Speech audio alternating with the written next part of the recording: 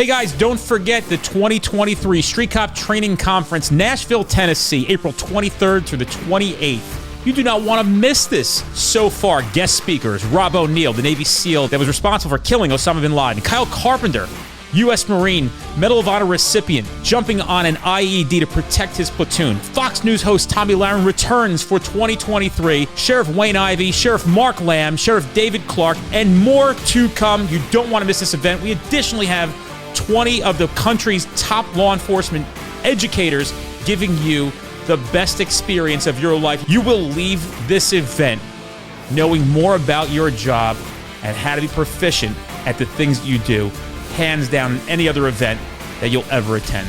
I personally guarantee it. Don't miss out. There's a room code at streetcop.com for our room block, and room code at the Gaylord at Opry is where the event's taking place. Don't miss out on a discounted rate. The rate is from Sunday to Thursday. Put that in and find yourselves at a half-price room. Split it with a friend, but make sure you get there. You don't want to miss this event. It is going to be that good. If you trust me and you trust Street Cop, trust that you will leave there feeling like you've had an experience of a lifetime. 111, 110.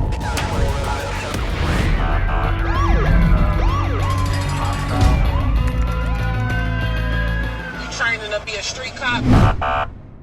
Hey guys, welcome to this episode of the Street Cop Training Podcast. I'm your host, founder, and CEO of Street Cop Training. My name is Dennis Benino, and I have with me some familiar faces today. A lot of people know these folks. One is Smashley, Ashley Cummins, and the other one is Trung Nguyen. They've both been on the podcast in the past, but we've decided as a group of friends here who is now discussing business privately off air that we would air some of our conversations with the intention of helping people in the field who may be in law enforcement or non-law enforcement and share some of the stuff we've learned along our journey of growing our businesses. Some of us very new at business, and some of the dynamic that you face as business owners, but hopefully it just delivers value. That was the point. The point was, let me not go behind the scenes, have all this great conversation, not share with anybody. So without further ado, I'll first introduce Ashley Smashley. So tell us your 1 minute bio, Smash. My name's Ashley Smashley. Last name's Cummins. I was a law enforcement officer for 12 years, 8 years in St. Louis, and then 4 years in Southern California. And I recently left law enforcement, and I very recently started my own business, and I've never been happier. Well, tell everybody else who you are too, as well. Oh, I'm a professional mixed martial arts fighter. I've been fighting professionally for about 15 years. I fought at 105 pounds, which is the atom weight division. So UFC and Bellator don't have my weight class, so I fought for Invicta FC. In 2020, I was ranked, I think, top 5 in the world as an atom weight. And yeah, I'm also a professional boxer, brown belt in jiu-jitsu under 10th Planet. My coach, Richie Martinez. I think that's it. Yeah, listen, if that's it, that's a hell of a fucking it. You know what I'm saying? Like, oh, how did you miss that part of the bio, what we really wanted there? I don't know. I usually don't talk about my fight career, but you just force me every time I talk to you. Well, it's important. I mean, people now are like, oh shit, this girl is fucking legit. Right? Before you were just Ashley, now you're Smashley. Exactly, yeah. Transformed. And then we have Trung Nguyen, who's got the crazy story too. So give us it all, and as vague as you want to be, as your whatever you want. Go ahead. Hey, thanks for having me on. And Ashley is a savage, and I love her to death. She is definitely somebody I care about a lot, and I love what she's doing. Super inspirational. Well, hey guys, my name's Trung, former special operations veteran, served in law enforcement for 14 years. This is my last year in the big metropolitan department. Going to be transitioning out of there into taking my business We Go Home full time. And Trung, if you haven't heard his story prior to coming on, I think last week or a week before that, he came on and gave us a lot of stories about his life, his experiences, his military career. He's nothing short of impressive. And you could always tell impressive people because when you ask them about who they are, they kind of give you those real vague, like, yeah, I do that. Dude, didn't you just like rescue the world? Yeah, no, I did one of those things there. Ashley, weren't you like a world-renowned fighter? Well, yeah, that too. That's another. Yeah, I guess so. You could say that. These are big accomplishments, and you know, that's what separates you guys from a lot of people in the world is the accomplishments that you have. And I think it's certainly comes down to your grit, attitude, tenacity, just this formula of passion that has made you guys who you are today. And it's great. So Ashley / Smashley, let's start with, I'm going to try to give anybody value that I possibly can, but I'm sure you have 1,000 questions, and don't think that anything here is going to be something you can't discuss. With all humility, open up and let's see where we go with things. So tell me about your business and what you're doing now. And then I want to hear some stuff as well. So I started my own law enforcement and military combatives program, OTX Tactics. It stands for Off the X Tactics. It's a huge passion of mine. I mean, I was on your podcast less than a year ago, but my biggest passions in life are law enforcement and martial arts. And my whole law enforcement career, I saw how pretty much every agency in the United States fails to give their officers the training they need to stay safe. And it's pretty sad. As a cop, you'll go hands-on depending on where you work every week. If not every day, if you're in a busier area. And most departments give their officers, defensive tactics training maybe once a year if you're lucky, for like 30 minutes to an hour. I mean, that's trash. We go hands-on every day. Same thing with firearms. Like firearms training is 3 times a year. I mean, that's not going to make you proficient in a real gunfight. So I wanted to do something about that and try to make positive change, at least for the officers in Southern California where I'm located. So I started Off the X Tactics. I started it a couple months ago, and man, like it's grown so much just in a couple months. So, and I have officers reaching out from to my company, Texas, Colorado, New York, asking for me to fly in and do seminars. I have military bases in the area reaching out to me, wanting to bring my company OTX onto the military base. So, man, it's been great. And, owning a business is still new to me. So I have a lot to learn. But yeah, I'm enjoying the journey and finally being able to pursue my passion, which is give officers the training they need to stay safe. If you had to ask 3 questions, maybe I might be able to help you with them right now at the stage of your business. I don't want to go back anyway I have questions of my own, but give me 3 questions and they could be very, very simple questions that you're struggling with right now, where maybe me, after doing this for some time, could have an answer for you. I guess, the main one that comes to mind is how to continue to grow your business and get the word out. Mm-hmm. Let's do that one. First of all, I like OTX Tactics. Good name. I can see it on shirts. When you're picking a brand or a name, for me, look, I'm a marketer. We have a great product, but why we have continued growth, or I'm reducing the obscurity. So people are learning more and more about Street Cop. Every day, more people hear about us. So I understand branding. I really believe that. OTX is a real good name. And what's interesting is you have a lot of stuff figured out already, in the sense that you're halfway there with the win, because you know your why, and having a why is a key to finding a how. Your why is very clear. It is the same why that we function on. It's clear as day. But in order to give a good service off of your why and to try to grow and reach more people, you do have to get savvy with business in some sense. You're not going to have a choice, because you're not going to help anybody unless you can grow. And that's when you really, really start to help people. So the first one I want to say is have a real understanding of who you are and learn as you go along. I would argue that there has to be some kind of obsession with your growth. So what does that mean? It means you're going to spend your weekends. You're going to spend your time in the car. You're going to spend your time when you wake up, your time when you work out, instead of blasting Motley Crue or club music. If it's just you, my suggestion is audiobooks and podcasts on business growth and development, because you'll find a lot of answers in those real quickly. That's a big one, but it's the obsession. So you have to take accountability for your days. What are you doing? I know that you're obviously a highly motivated person. We've obviously met in real life. We have a relationship, you and I, but I find it comical when somebody claims that they're an entrepreneur or a business person, and in their first 5 years doesn't work weekends.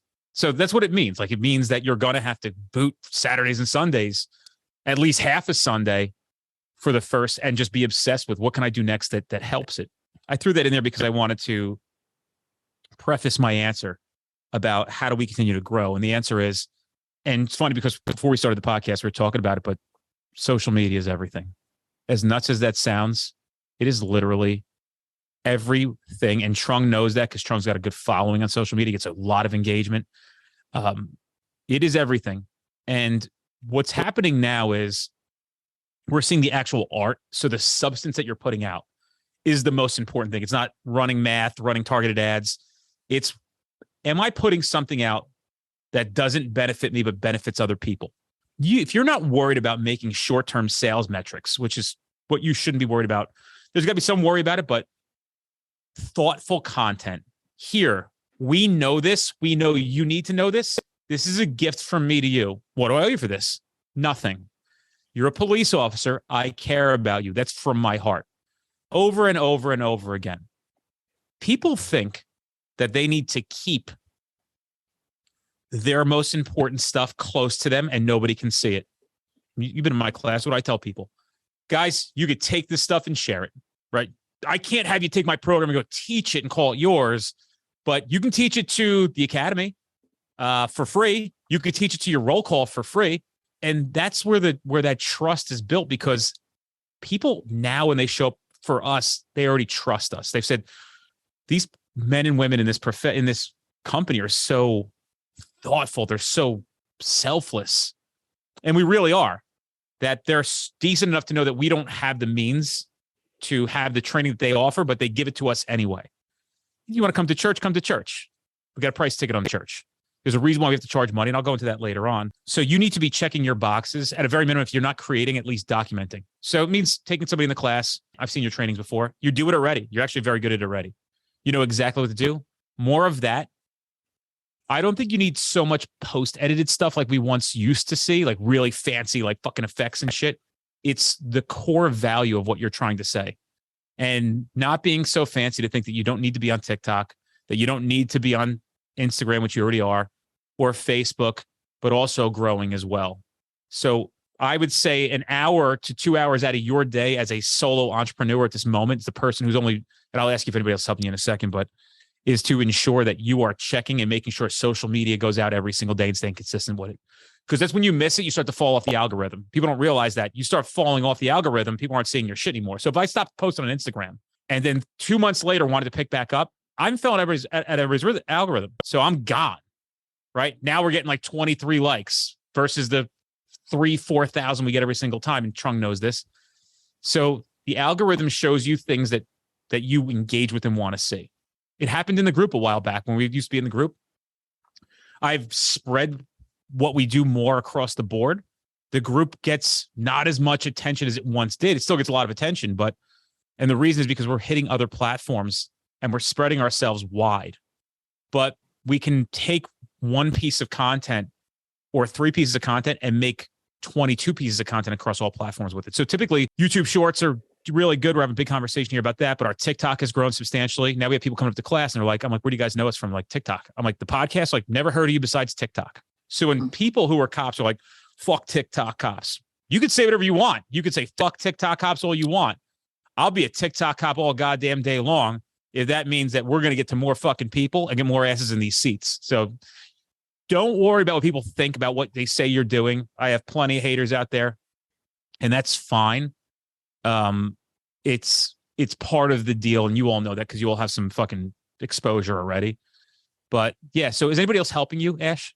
Right now, my company OTX Tactics, I rent space at my MMA gym. The owners of the gym have been an amazing help. I mean, they were the ones, when I came forward, like, this has always been my dream and my idea. They're like, we envision the same thing for you. And we've always thought like, you'd be so good at teaching cops and military, like combatives. So they've been a huge help. They've helped me reach out to military bases and all that stuff. So it's a husband and wife. The wife was federal law enforcement for 15 years. So she fully gets it. This is great.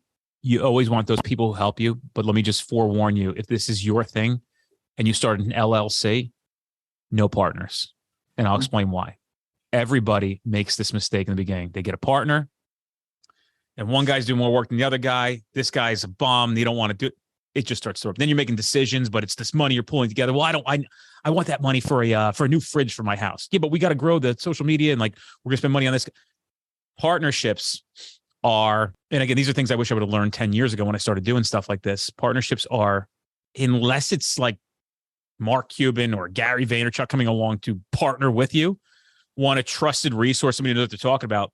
Your fucking boy, your friend, your girlfriend, whoever it may be, if they're not business savants and you need them because you need extra help, well, then just hire somebody rather than giving somebody a piece of your business. We don't want to say like, well, I need an IT guy. Let me give him 15% of the company. Oh, I need a girl who knows how to do e-commerce.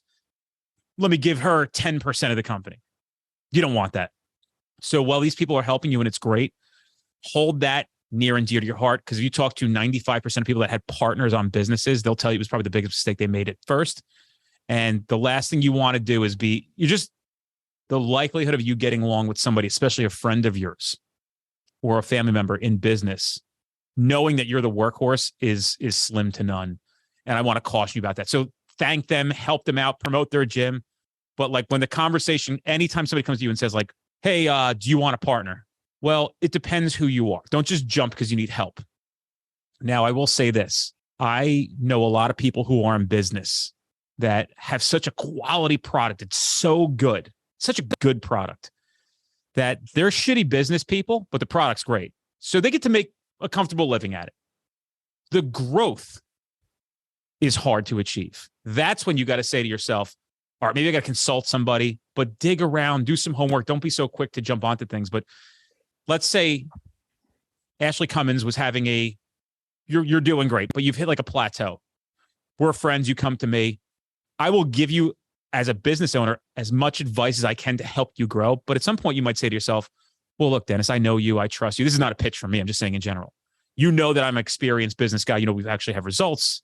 Obviously, we're a very big brand, or we're getting there with all humility. And you might say, well, I want to grow this thing bigger. Well, then we could talk about partnership. You know what I mean? Talk about things like that. You're going to let me to buy in, but make sure I'm giving you what you want and more. So just be very wary if somebody wants to be your partner. When somebody starts having traction, people are like, cha-ching, cha-ching, cha-ching, or they want to jump on board. Just be careful with that. Just be careful. Always follow your heart. Always do the right thing, but be very wary about somebody who wants to partner with you when you start having some success, because that's where I hear a lot of detriment. What other questions do you have? Now, social media is great. I'm glad they're doing that. Word of mouth is phenomenal. The core product's obviously very good. What other questions do you have? And then we'll jump over to Trung, and I could ask you guys questions too. Yeah, I mean, I'm on Instagram. I guess I need to make a TikTok now that you brought that up for OTX. I've made flyers. I've drafted a bunch of emails I'm going to send out to police departments with ideas I have. I'm in the works of doing seminars locally, like traffic stop seminars with like that become like active shooter situations and stuff like that, and vehicle extractions. I guess another question that comes to mind, because my business is still new, and it's like classes. I have set classes at certain times, and officers or military come in to take my classes, but some days are obviously slower than others. And, when that happens, it's hard to not think like, man, like, is this going to fail? Or, is my business going to just stay like this and plateau? Is it not going to grow bigger? And I guess, like, how do you get through like those tough days? So on those days that are slow, this is when we spend our time on development of the business and the social media. You can punt that stuff when you got to be on the mat doing these programs. One thing I want to tell you is be careful of how much you take on as far as how many different classes you offer. I'd maybe set 2 or 3. And once you start making yourself more available, they'll come knocking at your door. Street Cop Training doesn't have to go out and find people to host our training. Right? We have an endless list of people who want to host our training. Do they all qualify? No. Are they the right person every single time? No. But the point of the matter is, when I started, of course, I had to go out and find places that people would let me train. But now it's, we want you to come. Why did that happen? Well, because we've proven ourselves to be valuable enough. And it takes time. It takes time. I don't know if money has become a factor for you, or you're feeling a little stressed about that. Here's the good news. If you have to, you can disengage from this and try to figure out a little mini side hustle in the interim. If you need money that bad, that's like a DEFCON 5. Like, oh shit, what are we going to do? Let me do some personal coaching for kids or something like that in mixed martial arts for $35 an hour at the school 2 nights a week to make an extra couple $100 so I can pay my rent. That's a whole different story. If you're at a point where you're like making comfortable living, but how do I ramp it up from there? There is no quicker way of getting better at business than educating on it nonstop. Accounting for your time. You guys obviously know everything there is to know about discipline. I don't have to explain that to you, but you've got to have that good balance of like, all right, I'm in the gym, I'm on the mats, but also I'm running a business now as well. I know you're married, right? No, not married. Okay. Engaged? Yes. Okay. So taking her and saying, hey, you have an extra couple hours a night. I could use some help with this. See if she'll jump in and give you a hand. You're like, if you're watching fucking Stranger Things and you're a business owner, you're a loser. Like, you're allowed to watch Stranger Things if you want to go and fucking like do nothing and like not. But if you're going to claim to be an entrepreneur, which you're claiming right now in business person, you don't get to watch Stranger Things anymore. I'm sorry. You just don't. I wake up in the morning. Today I was watching, literally, I just happened to come across, literally I can pull up right now my YouTube and I just hit play. This is the stuff that I was listening to. But this is watch when you feel like giving up. The best of Jordan Peterson. Great advice. Boy, Jordan Peterson's no joke. Right. So I just happened, this actually ran after a previous one. I was in the shower. I was blasting this in the shower. There's always this constant mixture of business growth, mindset, discipline, reminding yourself about tough times. And it's going to get tough. Like it just is. We're having one of the toughest, most turbulent years of street cop training has ever faced. You're asked to outline the place you'd like to end up. This is the stuff you're hearing. Desired future, and also the place that you could end. So you get that mindset right. Some of these business events that come out, and I don't want to say any names. Some of them are very practical. Some of them are very rah-rah. When I say rah-rah, it's like, you can do this, blah, blah, blah, right? Like dig deep into your soul. This is who you are. Yeah, I got that part already. Sometimes need a little reminder on it, but I got that part already. Getting that mindset first and then starting to understand business. So here's a few books if I was new. One of the most important things that I would think about, and I don't want to jumping all over the place, but I don't want to forget this, is one, Tax-Free Wealth by Tom Wheelwright. That's a Robert Kiyosaki who wrote Rich Dad, Poor Dad books. Have you ever heard of these? But you should, even if you're new, Rich Dad, Poor Dad, everybody should listen to what the rich teach your kids about money. And the next one is the Cash Flow Quadrant. And I would suggest if you own a business to read Tax-Free Wealth, because you have to make moves understanding how taxes work. So like when you make and spend money, what you're doing, is this tax deductible? What does tax deductible mean? What can I write off? What are the values of write-offs? How does all this stuff work? Not knowing that is a severe detriment. Being an artist versus being an entrepreneur are two very different things. Both do very well. Freelancers and entrepreneurs are different. People get confused on that. So if you want to be Smashley, and you don't want to make t-shirts and have 17 instructors under you, and just want to go around and do your thing, and you can make a comfortable 150 grand, 200 grand a year, and you're happy with that, well, then stick to that. You met Jay, my videographer, right? Yeah, she was at the class I went to. So Jay is a freelancer. She's not trying to build and hire 16. She may piece out a videographer when she needs one for a wedding, for a second shooter. She's a freelancer. And she's getting 5-figure contracts now for one day of shooting. Right. So some of the most profound, well-known photographers in the country, that's what they get. And I'm like, you are doing it. You can make an amazing life. Literally. And she's booked up all week. She went to part-time here because she's so booked up. But she's making 4 figures, high-level 4 figures into 5 figures per shoot. That includes editing as well. So that's a real comfortable living. You know what I mean? That's it. Now, it took her 5 years to get there, but she's there now. And she's not even great at social media, right? She's just so good at filming and editing because she's an artist. Nobody can do what she can do, or there's not many people that can do what she does.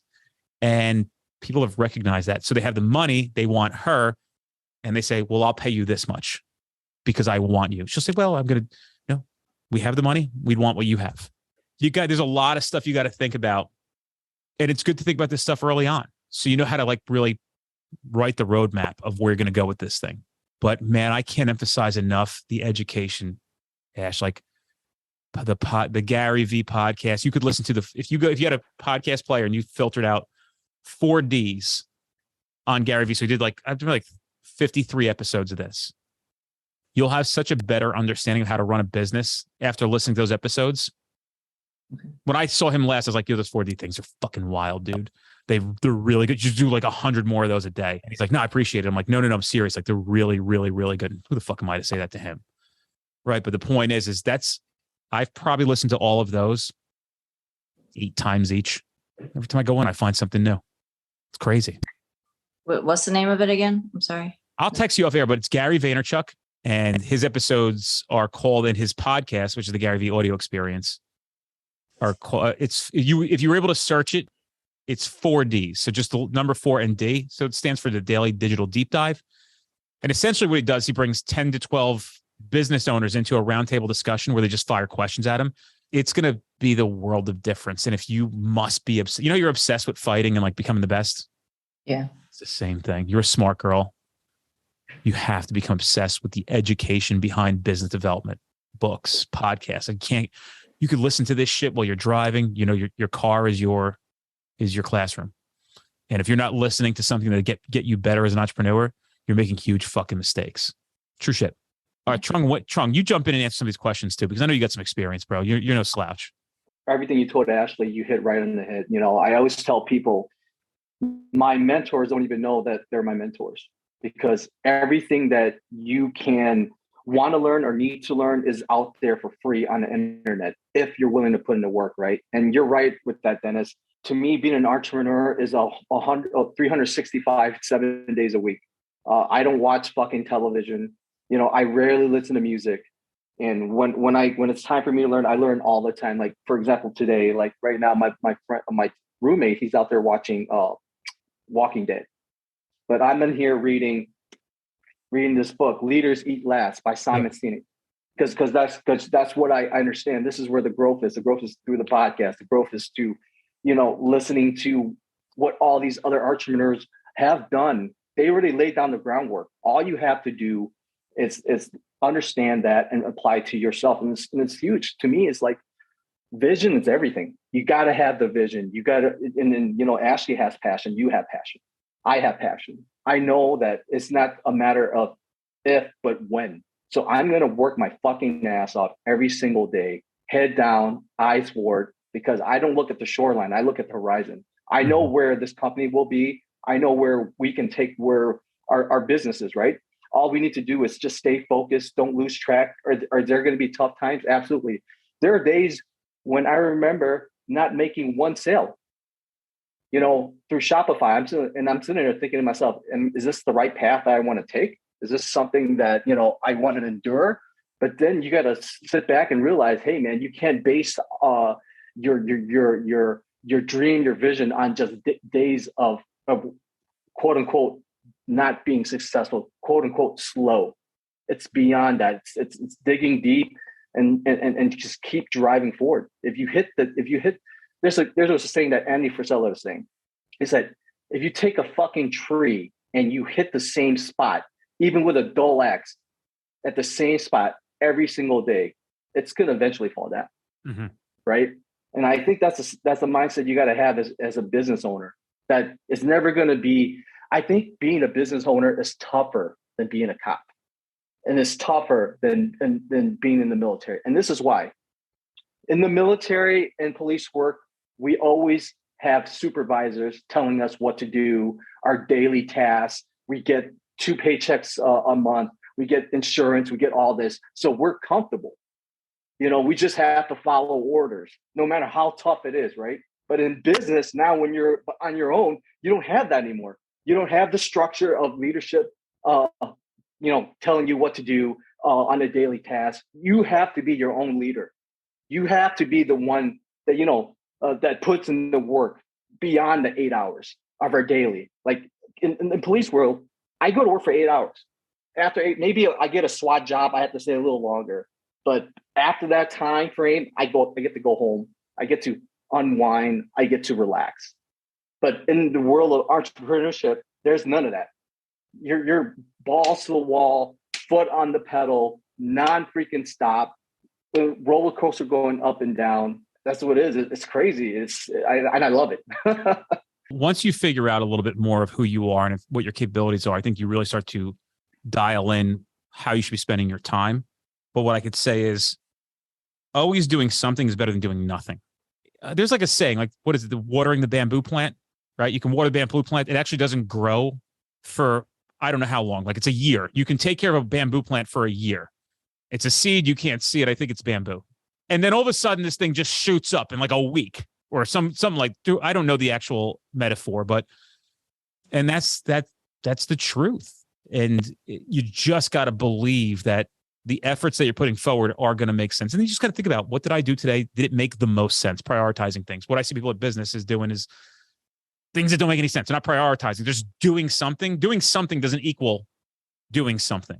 If you own a deli and you spent your day sweeping the floors to make your deli look the cleanest deli on earth, but you had no customers, that's clearly not a good use of your time. What you should have done with that deli is make a few sandwiches, do a few posts on social media showing you the sandwiches, the love you put into it. And who knows? Then you got a guy who comes in.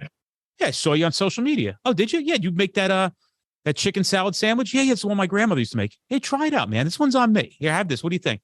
It's the best chicken salad sandwich I get. Pete goes back to the office. You guys aren't going to believe this. I had this fucking chicken salad sandwich this girl Ashley makes at this deli. Said it was a grandmother's recipe. And all of a sudden next week you got 5 people. Then you got 10. Then you got 20. And sometimes you have none. Sometimes you're like, why is nobody here today? But guess what? That's the gig. Sometimes it's fucking phenomenal. Sometimes it's balls. And you got to be able to deal with both of them. You got to be able to ride it high and low. It's an emotional roller coaster, but whoever wants to talk, you're up next. That's my piece on that one. You know what, Dennis, what you said was so profound because that mindset you have really not trickled, but flowed into what you're doing now. And I think that's the one big thing is like, you gotta put in the work beyond what is asked of you, especially as an owner of a business, right? I mean, there can be a subpar, okay, this is what I need to do daily, but you got to go beyond that if you want to be truly successful. And that's what I got from your little tidbit on what you talked about. Thank you. I appreciate it. It's very kind words. I mean, I feel like there's just so much more work to be done. I don't really think about like, we've done it, right? I'm just like, no, we're not even fucking close. It has nothing to do with the car I drive or the house that I live in. I like my life now far better than I liked it before. I'm not going to argue that. I'm not saying that I don't make money. I think I make a lot less money than people actually think I make, because if you Google my name, it comes up like Dennis Benino net worth. Like, what do people think? I'm fucking flying around in a G7? Like, I drive an F-150. You know what I mean? Like, I have a pool, right? That's cool, right? Got some cool shit, but outside of that, I don't know, people. Again, they have no context. A lot of mud slung my way, but I've lost my train of thought of what I was going to say. I'll come back to it. It'll come back around. This is the problem, the blessing and curse of attention deficit disorder. Well, since you're thinking about that, I'm going to ask some questions for me. Yeah. So, my business, I don't really, the why I already got that down. I already know what's the mission, why I'm pushing no matter what, to the very end. I rather die than this failing, right? But now I'm on another chapter where it's now the how, right? Now I'm going to be setting up a fulfillment center. I'm going to be setting up a brick and mortar spot down in Texas, and this is now where I'm moving towards as a business owner. And to me, because right now I have a fulfillment center out in San Diego doing all my fulfillment, obviously because of my requirement of this job that I have now that takes up so much of my time. I'm not able to fulfill any of my stuff personally, which I would love to, but moving into 2023 when I retire, and this is going to be it. I'm going, freaking jumping into the deep waters right now. I mean, what advice do you have for someone like me moving from a digital platform where everything's taken care of and that level moving into now, which I don't mind because I want to learn the ins and outs of this business, from the packaging to all that, right? I want to be the subject matter expert in as many of those categories as possible. But what advice do you have for someone like me who's getting ready to take that role? I think you can mitigate your risk significantly by doing more homework. And I mean that in the sense of books, podcasts. You can really mitigate your risk. So we had our first conference, and it was a hit. This was literally almost still in the pandemic, and we had 1,000 people show up, and it was undoubtedly, in my mind, and I would think you'd be hard pressed to find a better conference ever in the United States that went on regarding law enforcement, the best that I had ever been to, and I'm thankful it was mine. But I was able to figure a lot of stuff out because I had done a lot of research, and in some of those podcasts that I talked about, like we heard that Gary Vaynerchuk's like, look, if you have an event, spend the $5,000 on the fucking 50-foot booth that people want to take pictures with, that want to come see. And at that moment, I was like, we need names. We need people who people want to see. So I came into my office. I literally, when I have these moments, I just texted my whole staff because I annoy them at like 5 o'clock in the morning when I'm fucking up.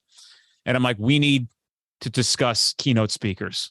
That's where I think it should go. The first one, we had Tim Kennedy, Dakota Meyer, Marcus Luttrell, and Tommy Lahren, Ralph Friedman, who's the most decorated detective in New York, does the podcast with us. But mitigate your risk on manufacturing and packaging and all that shit by doing your homework on it as much as possible and looking for those red flags.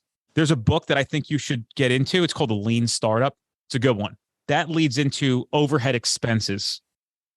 Be very, very careful of how much you take on and how much you're obligated to pay for how long. So if you're getting a brick and mortar, I want to see, everybody has a fucking plan of how much money they're going to make in their brain. And so they open a brick and mortar and they're like, nobody's here. Right. Now, I'm not saying that can happen to you, but there's a reason why you see stores open and stores close. Typically, what happens is people are just not cut out for business. Most people who see a business go, I'm going to be a business person, be rich. Every rich person I know owns a business. That couldn't be more further from the truth. But overhead expenses are a real concern. So if I'm signing a lease, I want to know what that looks like. Can I afford it if nothing comes in? Will the other stuff pay for it? How long am I on the hook for this? Can I negotiate from a 5-year contract? I'd rather take a fucking 2-year lease than a 5-year lease, right? Because if you don't know this, on commercial leases, that goes on your credit. You can't just default and walk away like it's an apartment. And that literally, you owe them that money. Whether you got it or not, yep. That's debt it's like college debt. You can't shake that shit. So don't be ready to sign a 5-year contract unless you know for sure you're gonna be able to fucking pay for that shit. Just watch when I hear brick and mortar. I'm not saying that it's a bad idea, but here's a little unlock for you. Trung, you're gonna like this. Make an experience at your brick and mortar, not just a place to procure a shirt or hats. What do they get to experience when they come there? And I'll give you a little advice. I like a pizzeria. Your pizza could suck, but if kids can come there and make their own pizzas, right? And that's how it's set up. Like, it's just, what do? Oh, you come in, you run your pizza, you run the dough through the machine. The kids get to play with the dough. We teach them how to make a pie. They put it in the oven. It comes out. Everybody eats the pizza. Experience-based businesses just tickle my fancy. So what happens at Trung Nguyen's store? You come in here and you get to, I don't know, we have a $3,000 laser targeting machine for your AR-15. Put it in the, I know this stuff doesn't exist, but my point is like, oh, we do? Yeah, you come in here where actually we can zero your shit in precisely. It's like, what's the running stores, like Runner's High and all those places? Why do people go there to buy running shoes from them? Because they put them on a fucking treadmill. They video their stride, and they recommend shoes to them based on their stride so they can improve their running. Why don't they just go to Foot Locker? They got the same goddamn fucking shoes at Foot Locker. Foot Locker doesn't offer that experience.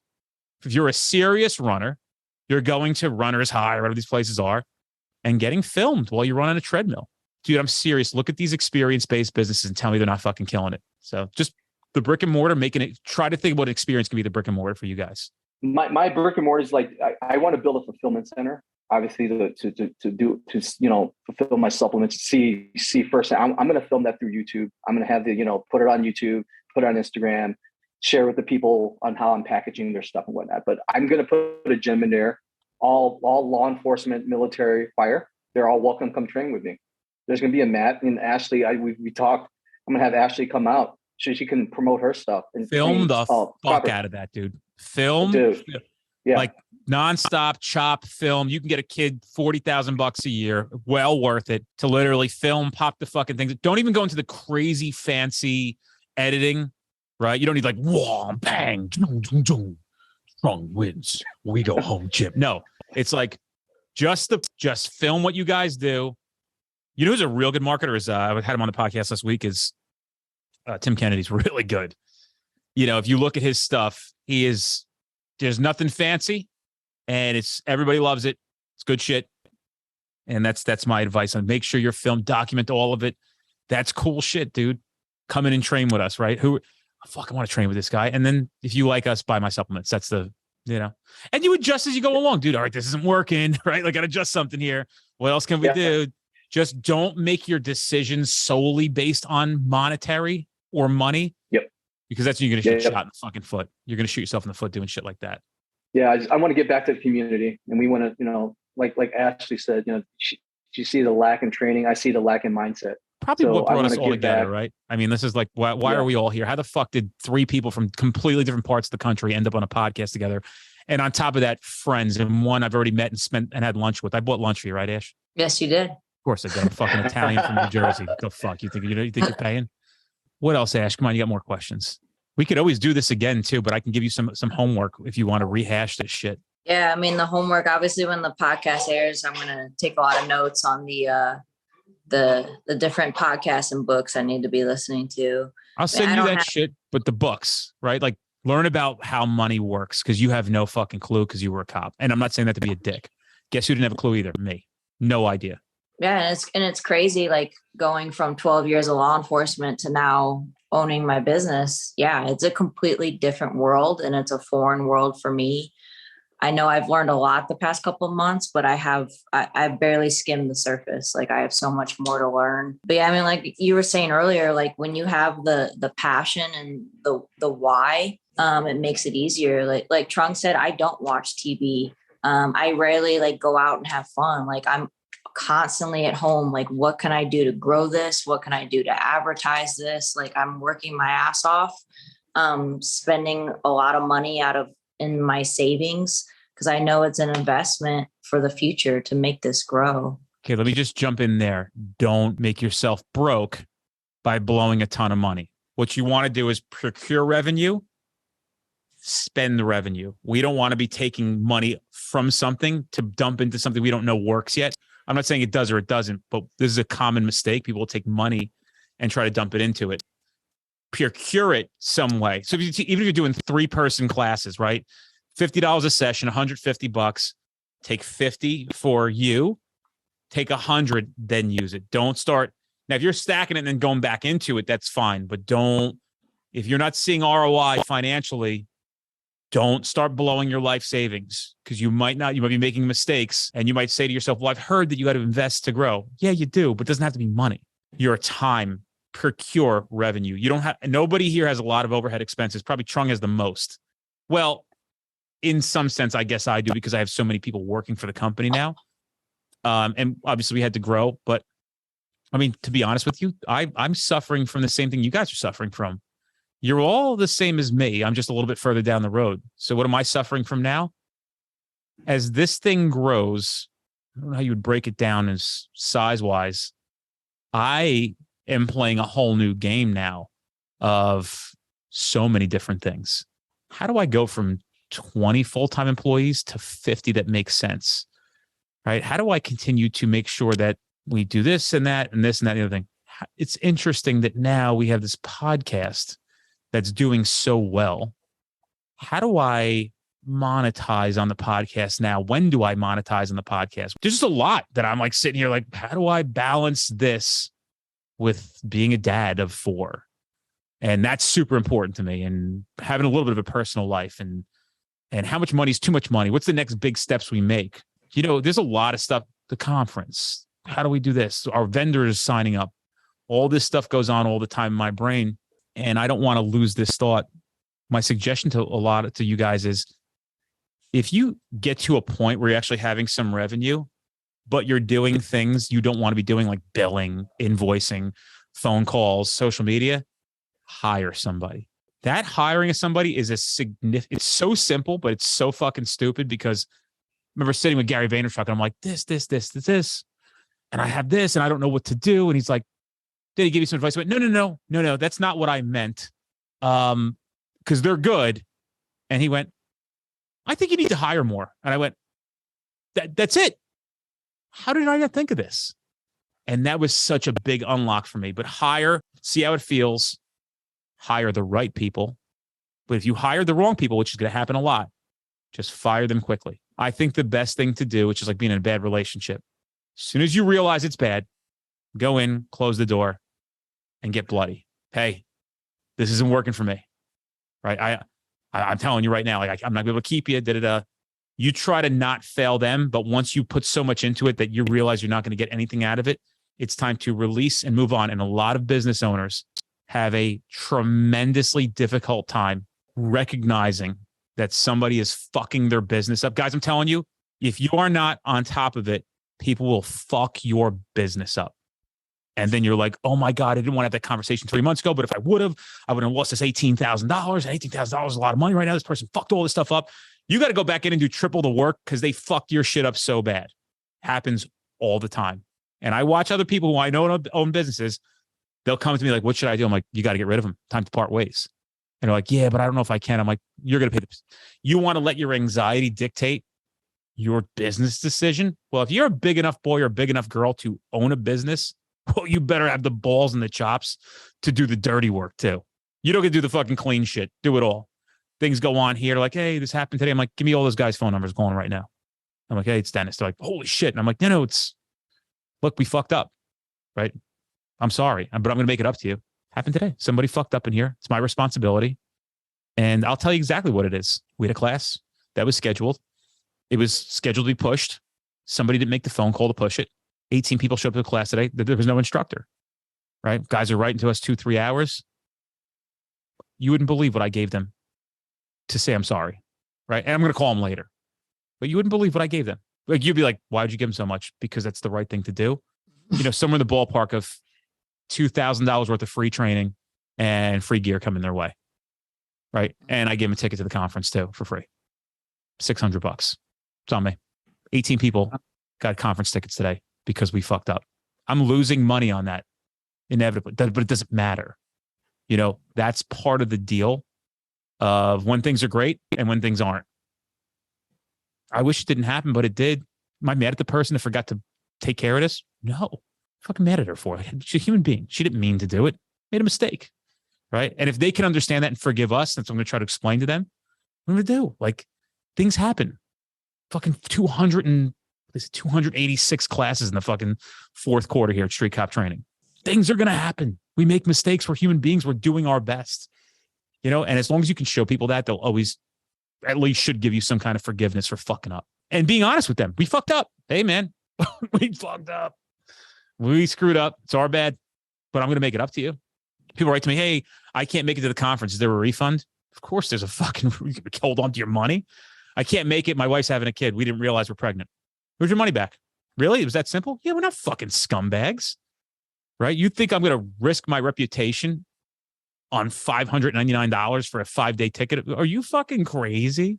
Don't let money cloud your judgment. Just always do that. You'd be surprised what happens. You always do the right thing. Right? Fuck, I don't have this money to give back. It doesn't matter. Give it back to them. You'll figure out another way. Don't fuck somebody else over. Really important shit to know what your moral grounds are. And you can always take the high road. You want to know why? Because there's nobody there. There's no traffic on the high road, right? High road's a great place to be. Always take the high road. People talk shit about you, right? Trung Nguyen's a fucking loser. He said he's special forces, but blah, blah, blah. It's bullshit. I was in special forces. Bro, don't even pay attention. Don't even pay attention to him. Let them say what they want to say. And don't engage back and forth. Oh, Ashley Cummins says she was the fucking world champion. But that's bullshit. She was actually number 7. She said she was top 5. I have it right here. She's a fucking fraud. She's a fake. Ignore them. Don't fight them. Don't fight them publicly. You're giving them, we have people do it to us. They go into their little fucking 200, 300 person groups. Fuck Street Cop Training. Whatever, dude. You will never, our instructors here are told that. I don't want to hear about anybody saying anything bad about another training company publicly. Close the doors. You want to talk shit? Fine. We know who these people are. There's some real fuckheads in this industry. There's some real fuckheads, just so you guys know, in this industry. Some real fuckheads. You know that, right? Some real fuckheads. Absolutely. The cool thing is, all the cool kids, they group together, and all the fuckheads get together and hate each other. So they like try to be friends, but then they're such fuckheads that they can't be friends because they're assholes. And then you got guys like me, Trung, Ashley, and I could name 25 to 50 other training companies that I have one of my friends. He technically is a competitor. He texted me the other day. He goes, I'm so proud to call you a friend of mine. Right? Like, I can't do enough for the guy. Why? Because it's the right thing to do. I think he's a great person. I think he's got good moral high ground. I think he means well, and I can't do enough for him. And not because I need him to fucking tell people I'm good or did it. Like, that's good karma, man. There's plenty for everybody to eat out here. Plenty. You fucking got to be a piece of shit slinging mud because you suck, right? Like, you suck, not us. You fucking blow. And it sucks now because there's people in the game that set the bar higher. Ashley Cummins is going to show up and start doing police training stuff, right? I could tell you there are guys that are great in that space. You should be friends with them, right? Call those guys. Chad Lyman out of Vegas. Go be friends with Chad Lyman. He's been doing this for a while. He's such a good fucking dude.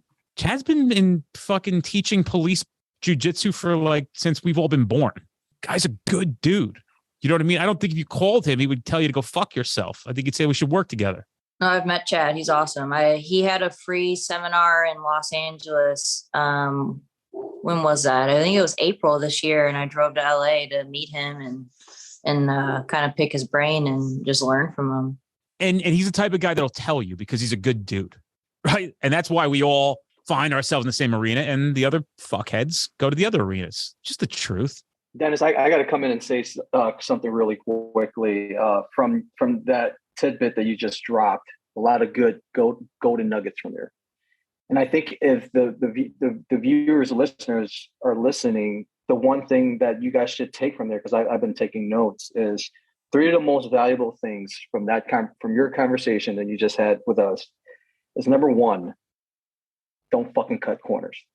110% do it right, do the right thing. That's 1. 2, there's problems on all levels. You have problems on your level. We have problems in our levels. So regardless of where we are in this pillar of our entrepreneurship, you will always have problems. Regardless, it's just you got to adapt, you got to overcome, and you got to conquer those problems. Regardless, it never ends. Even you've been in the business for a long time. You're super successful, but you still have problems, and you will continue to have problems. It's a fuck ton, dude. Yeah, it's the nature of the beast. Just different ones. Yeah. And lastly, the most important one is what you said is, like you said, have, to me, I take that as the racehorse mentality. Have the fucking blinders, fuck the people, the haters from your left and the right, just go, right? Man. Like you said. So those are the 3 things that I've taken from what you just dropped on us. And I think it's super important. So, dude, I don't care what you're doing at your company. People ask me, you know this guy? Yeah. This guy said this about you. Who the fuck are you talking about? I don't even know who these people are. Right? Yeah. He said you're an asshole. Who is he? If you like what I'm doing, great. If you don't, I don't care. Right? I get fucking how many hundreds of thousands of success stories back on the work that we're doing. When guys are saying, I'm alive because of you, I don't give a fuck what your insecure ass is saying about me. It's not me you have a problem with. It's yourself you have a problem with. I know that's not me having hubris and, man, I'm trying to fucking help out here. You know what I mean? I'm trying to help people out in this motherfucker. It's like, I look at these people who are like, we need police reform. We need police change. Yeah, motherfucker, we agree. But we don't sit behind a goddamn desk all day screaming. We're doing shit. Me, Trung, Ashley, these are the people actually going out and doing the fucking work that it takes for change. And people recognize that shit. If you're not a part of it, you're the problem. Let's face facts. You see, police need to change. Cool. You're a fucking politician. Fund us $45 million this year, right? You spent $45 million on fucking planting flowers on the freeway. You want cops to survive? You want less victims? Put your money where your mouth is, motherfucker, because we'll show up. You want to pay us the fucking money? We'll get your people trained, right? Trump will get your people trained. Ash will get your people trained. We'll get you trained. But if not, you want to just keep complaining. We're doing this. We're doing that. You ain't doing shit. You're fucking talking out of 2 sides of your goddamn mouth. But everybody here, Adam Hidari, all these guys that I'm friends with, they're showing the fuck up and doing the job. And guess what? You're never going to please everybody, right? That's not what this is about. I don't spend my time focused on those who don't believe in what we're doing. You don't like it? Go somewhere else. It's not for everybody. This logo on my shirt stands for one thing. It's people like us do things like this. It means you're a cop, but not only a cop. You're a cop who cares and believes in the hope and the change for the future and believes that us and our partners here, We Go Home, OTX, everybody that I'm so proud to know you guys. It's what we stand for. It's something different. Just it means that we get, and guess what? It's okay to give a fuck as a cop. It's okay. You don't have to listen to everybody else. You can actually give a fuck about your job and it's not taboo. Right? Just ignore these fuckers. Or just ignore these people. You can care about this job. That's not me trying to sell you because I don't need your money. Right? But if you care, it's okay. And there's plenty of people out there who care, and you'll find them at our fucking conference because that's what people say. I met the best friends of my life here. Everybody seems to be so good. I said, because they care. It's not, they weren't forced to come here. Everybody came here, asked to come here, elected to came here, paid out of their pocket. Nobody was sent here. Big difference. I think that's the point. There's a lot of talkers in this world. Few people take action, and we're gonna take action. Yeah, we're gonna take action. Like, what we're gonna be doing out in Oregon in November. We're putting together a 3-day active shooter course for free. Love it. Hosted by a police department, and we got like 40 officers from all around the nation coming to this, and we're putting on training for them because we see the lack of training these officers are getting. And instead of sitting here and bitching and complaining, we're going to make a difference. Fuck yeah, dude. That's all it's about, man. I wish you guys were close. We'd fucking just hang out all the time. We'd probably never leave each other. I got a home gym. Chung will make us look like shit, Ashley. You know what I'm saying? Got to be doing fucking 86 goddamn pull-ups, and I'm doing my 15. Right? Yeah, but that's working out. What about fighting? Then you guys are going to kick my fucking ass. Because Ashley's going to kick both our ass. Yeah, I know. And then I'll just be there like, hey, you guys, I found this book. Right? I'm strong, but I'm just better at the books. Let's finish this up because I have another one to do in about 7 minutes.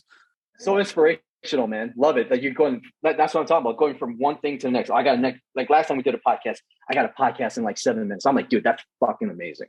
Thanks, man. You're a go-getter. You're going to, I fucking love it. I love being surrounded by people like this. You'll attract the right crowd. Like you said, the people who are not meant to be with you won't be with you. But the people who are on the same mindset as you, you're going to attract them. And I don't care if they don't want the other ones want to come with me. You know what I mean? Like I'm not showing up trying to win everybody. That's not the point. It's my 100. Chief doesn't like you. I don't care. Like, you don't got to tell me your chief doesn't like me. I don't care. It doesn't matter to me anymore. Yeah. Right? When I was new, I'm like, why doesn't your chief like me? You know what? 90% of the chiefs like me. 10% don't. I don't care anymore. Right? I'm not here to try to spend my energy on trying to convince the 10% that are unconvincible. People make a ton of mistakes in that. Oh, this guy said this about me. Okay. All right. I've been down this road 85 fucking times. There's no more anxiety tied to it. This person said they're going to fucking report you. Okay. Right. They didn't like that you cursed in class. They're police officers. They investigate homicides, rapes, decapitations, child fucking sexual assault, watch porn 3 times a day, watch all these crazy shows on TV. And you come to a class as a police officer and I say, fuck too much. And you have a problem with that. Okay. Yeah, that's so good. Right. Okay. The fact of the matter is, we'll continue to show up, Dan. That's just, and it's great to be people. That's why I'm going to that event that I invited you to, Trung. I'm going to try to find more people like me, at that event in Nashville in 2 weeks. I'm trying to find a business event. I'm not going for anything else other than try to meet fucking 3 people that I'm like, what are you up to? And I'm like, we're doing this. I'm like, fucking awesome. Let's exchange numbers and sit down and come on my podcast. We'll chop it up and bring you guys on and just continue to learn from each other, man. The podcast. I listen, just for everybody in here so they don't fucking message me. Remember the books that I was in before? I'm probably still in the same books because I just find myself drawn towards more podcasts now. I'm going to give it to you in order. And again, there's probably ones that I'm missing that aren't on here that I don't even know about yet that are great, but I'll just run them down. I guess top to bottom for me, Gary V Audio Experience is number 1. The School of Greatness is a great one. I have this one, Diary of a CEO is a good one. I like that one as well. Andy Frisella, real as fuck. I mean, if you start getting into, I have TED Talks daily. Seth Godin's Akimbo. Oh, Seth, if you guys haven't gotten into, here's 2 things you could do. If you're anybody, go on YouTube and watch everything you can find Seth Godin and everything you can find Simon Sinek, and tell me that shit doesn't change your life in 20 hours. Right? Absolutely, man. Simon Sinek's talks. Oh, Seth Godin. These guys are. Oh, Seth That's Godin. what I'm reading right now. Leaders Eat Last by Simon Sinek, Simon Sinek, believe it or not, has great interest in fixing police world. It's one of his things. So hopefully we'll have him on the podcast as well at some point to discuss some of it. But man, there's just so much out there. Pick and choose your time appropriately. Make sure you're using your time for the things that are the most important, and always say to yourself, should I be doing this? Should somebody else be doing this? You know, and that's the game. Constant education. Oh, constant education is the key. Boys and girls. Oh, constant education. I agree with you on that. I mean, that's why my vacation block's coming up, but they got a Supply West chain out in Vegas for convention for supplements. I'm flying out there 2 days, spending my vacation, go out there just to meet these people who make ingredients, so I can make my products better to better cater to the community, because I give a shit, you know. So, oh, it's gonna ROI, my friend. You might be there and fucking. You never know, dude. You might be there and be like, why did I come here? I'm telling you, as long as you're doing something positive, there's always going to be some kind of return on it. You had an option. You could have went to fucking, I don't know, Charleston and got shit-faced for 2 days. But you decided to do this. You're going to watch how it comes back at you. All right, guys, it's been real, man. I care about you guys so much. And seriously, if you're at an impasse and I can help, I don't know if I can help at every impasse. Just a question. Oh, my God, this is like a weird thing. I might sign this thing. Call me and say, what do you think? You may like the advice, you may not, but I'll give you whatever I think I can offer. I might say to you, I don't know. I don't know what to do here. But if I can help you, we might have done it already. Right? We've made shirts, we've made hats, we've learned the lessons. You know, we've made a fuck ton of mistakes, and we're still making a fuck ton of mistakes. So just so you know, that's how you learn. Absolutely. But maybe I can help you save you some of the troubles of making some of those mistakes. Thank you, Dennis. I appreciate that, Dennis. Yeah, I'll see you guys, man. I love you guys so much. Love you too, man. Take care of yourself. All right, I'll see you. Thank you, Dennis. Thank you, Trung.